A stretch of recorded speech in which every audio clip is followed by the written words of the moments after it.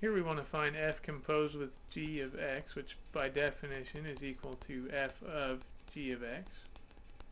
So we want to start by working our way inside out. And so that inner function there is g of x.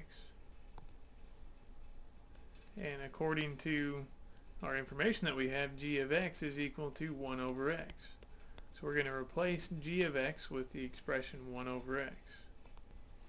Now we still have this function f out in front here, so we still need to evaluate f at 1 over x.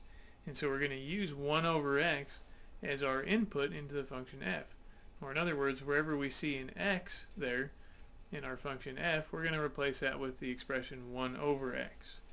So that means we have 4 over 1 over x plus 2. Now we want to simplify this because we would like to look at we would like it to look a little bit nicer than that. We don't want to leave it as a fraction with a fraction in the denominator.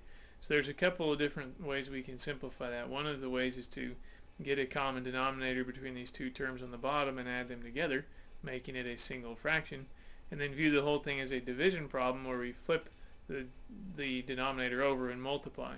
Probably a quicker and easier way is to just multiply the top and bottom of our bigger fraction by x, which is the denominator of that smaller fraction. So on top, that would simply give us 4x. On the bottom, we need to distribute that x. When we do 1 over x times x, that's like 1 over x times x over 1. Those x's cancel out. We just get 1. So we would just get a 1 down there plus, and we distribute it to our second term there, 2x.